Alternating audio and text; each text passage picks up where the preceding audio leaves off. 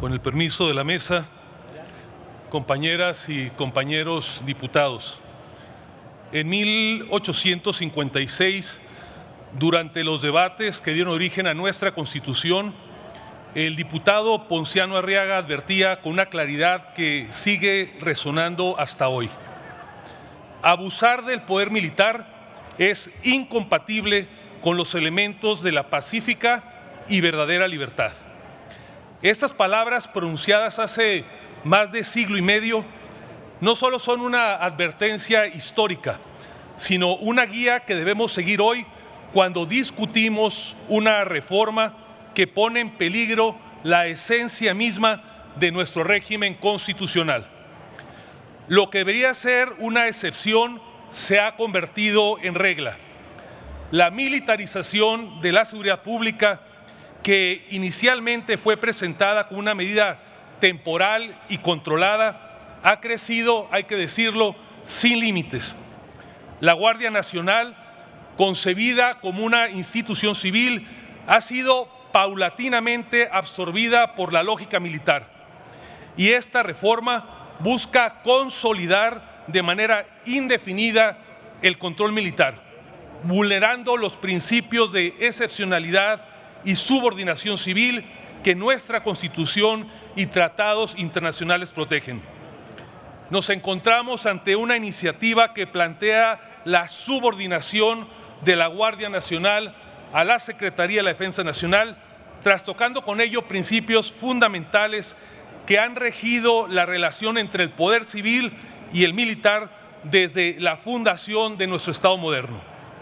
Esta reforma no solo contraviene nuestro marco constitucional, sino que también ignora claramente principios establecidos por la jurisprudencia de la Suprema Corte de Justicia de la Nación y de organismos internacionales, como lo es el caso de la Corte Interamericana de Derechos Humanos.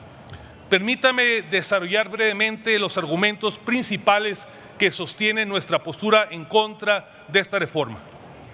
Primero, la reforma constitucional es contraria al régimen convencional de derechos humanos y trastoca la estructura básica de la Constitución mexicana.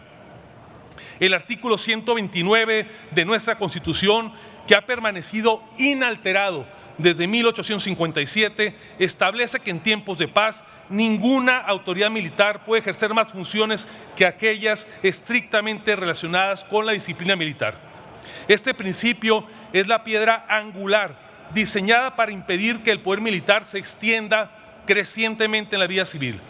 Cualquier intento de ignorarlo o reinterpretarlo de manera laxa pone en peligro el equilibrio de nuestro sistema de pesos y contrapesos. Sin embargo, esta reforma constitucional pretende otorgar de manera permanente a las Fuerzas Armadas, a través de la Guardia Nacional, una participación en la seguridad pública, contraviniendo los límites básicos de nuestra Constitución. Al hacer esto, se violenta el principio de subordinación civil, un principio que ha defendido tanto nuestra Carta Magna como la jurisprudencia de la Suprema Corte de Justicia. Es importante, y ya se ha dicho en esta tribuna, que destaquemos que Morena y sus aliados fueron quienes impulsaron la inclusión de estos principios en el quinto transitorio de la reforma constitucional de 2019 como un límite necesario para garantizar que la participación militar en seguridad pública fuera temporal y sujeta al estricto control y escrutinio civil. Sin embargo, ustedes mismos ignoran ahora su propia postura al impulsar una reforma que contraviene lo que debería ser excepcional y temporal por algo que sea permanente e indefinido. Segundo, en el caso Alvarado, Espinosa y otros contra México, resuelto por la Corte Interamericana de Derechos Humanos, queda claro cómo México debe regirse en esta materia.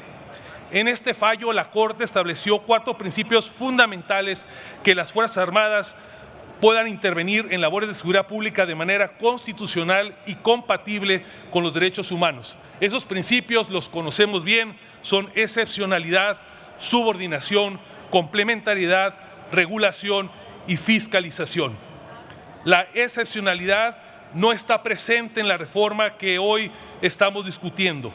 De la misma manera, la subordinación y la complementariedad no se presentan, puesto que coloca a la Guardia Nacional bajo el mando directo de la Sedena, creando una estructura militar que no está subordinada a ninguna institución de corte civil.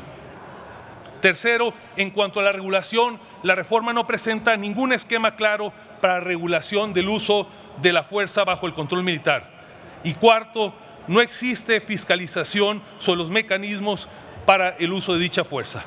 Tercero, las Fuerzas Armadas están sujetas a un régimen de justicia y transparencia que resulta claramente incompatible con los valores democráticos que rigen la seguridad pública bajo el mando estrictamente civil.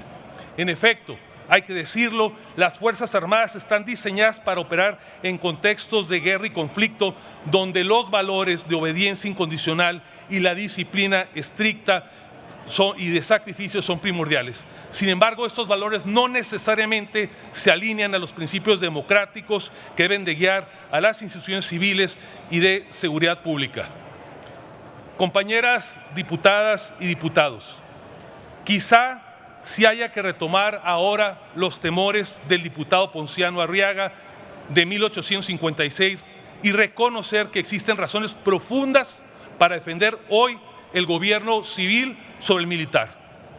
Hoy, al igual que entonces, estamos en una encrucijada histórica. Debemos decidir si permitimos que las Fuerzas Armadas, cuyo diseño institucional está preparado para la guerra y la represión, se conviertan en el eje de nuestras políticas de seguridad, o bien, como debe ser, si defendemos el principio fundamental de que la seguridad pública debe estar en manos de instituciones civiles, transparentes, responsables y comprometidas con los derechos humanos. Defender la civilidad no es un capricho, es una exigencia constitucional y para nosotros es una clara responsabilidad histórica. El futuro de la nación así nos lo exige. Es cuanto, diputados.